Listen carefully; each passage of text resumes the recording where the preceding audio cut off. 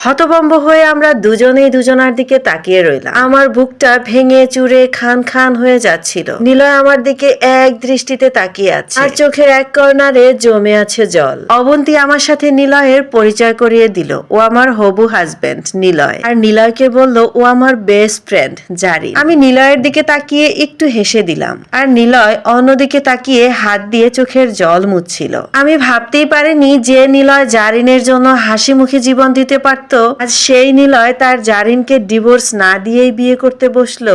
মাত্র 6 বছরে ওর বিয়ে করা বউকেই ভুলে গেল। যাই হোক, আমি আর কোনো কথা বাড়াইনি, শুধু নিলয় আর অবন্তীকে বললাম কংগ্রাচুলেশনস, তোমাদের আগামী দিনগুলো যেন খুব সুন্দর হয়। এই কথাটুকু বলেই আমি অবন্তীকে বললাম আমি একটু বাসায় যেতে চাই। তখন নিলয় উঠে বলল, কেন, মাত্রই তো আসলেন, এখন তো যাওয়া যাবে না? আর অবন্তীও খুব জোর করছে, কিন্তু আমি ভেবে পাচ্ছিলাম না আমাকে দেখে নিলয় এতটা স্বাভাবিক কিভাবে। ওর ভিতরে কোনো প্রকারের রিয়াকশন ছিল না। হঠাৎ করেই দেখতে পেলাম নিলয় হন্ততন্ত হয়ে কোথায় যেন যাচ্ছে। অবন্তীর মনটা ভীষণ খারাপ। কাছে গিয়ে জিজ্ঞেস করতে অবন্তী বলল ওর বর একজন বড় ডাক্তার, তারই একজন পেশেন্টের খুব ক্রিটিক্যাল কন্ডিশন, সেজন্যই নিলয় ওরকম ভাবে বেরিয়ে গেল। আর বলল রেজিস্ট্রিটা আজকে হবে না, রিসেপশনের দিন একসাথে হবে। আমি অবন্তীকে বললাম মন খারাপ করো না। অবন্তী আমাকে বলল রিসেপশনের দিন কিন্তু তোকে আসতেই হবে। আমি বললাম আমি কথা দিতে পারছি না, যদি সম্ভব হয় অবশ্যই আসবো। এটা বলেই আমি ওখান থেকে বেরিয়ে গেলাম। ওদের বাসা থেকে বেরিয়ে আমি রাস্তায় একা একা হাঁটছিলাম, আর চোখের জল টপ টপ করে পড়ছিল। আর মনে মনে ভাবছিলাম 6-6টা বছর তো অনেক সময়, ভুলে যাওয়াটাই তো স্বাভাবিক। এমন সময় হঠাৎ টের পেলাম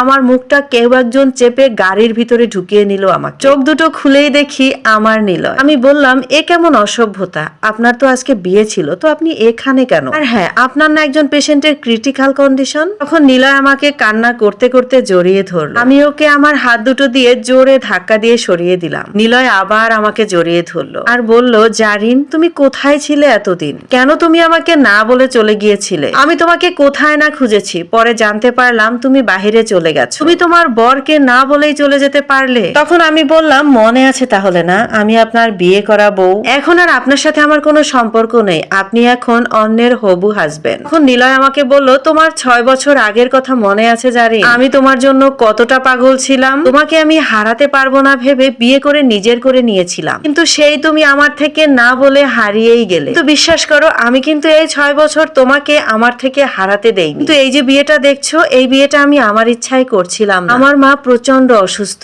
জোর করেই আমাকে বিয়েটা দিচ্ছিল। তখন আমি নিলয়কে বললাম এই বিয়েটা তুমি করে নিবে, আমার বান্ধবীকে তুমি একদম কষ্ট দিবে না। নিলয় জোর করেই আমাকে ওর বাড়িতে নিয়ে গেল, ওর মায়ের সামনে দাঁড় করালো আর বলল, মা আমার 6 বছর আগের বিয়ে করা বউ। আমি নিলয়কে বললাম তুমি অবন্তীর সাথে এটা করতে পারো, আমি তোমার সাথে থাকবো না, আর আমার বাবা তোমাকে মানবে না। 6 বছর আগে সে জেনে গিয়েছিল আমাদের বিয়ের কথা। নিলয় বলল তুমি আজকে থেকেই আমার সাথে থাকবে, তোমাকে আমি তালা বন্ধ করে রেখে দিব, কোথাও যেতে পারবে না তুমি, বলে ওর ঘরে নিয়ে গিয়ে দরজাটাকে আটকে দিল। দেয়ালের সাথে ওর আঙ্গুলগুলোকে বাড়ি দিয়ে একটা চিৎকার দিল আর বলল তুমি আমাকে ছেড়ে যেও না। ওর এই কথা শুনে দৌড়ে গিয়ে ওর পিছন থেকে জড়িয়ে ধরলাম। ভালোবাসা এমনই হওয়া উচিত, তাই না আপুরা?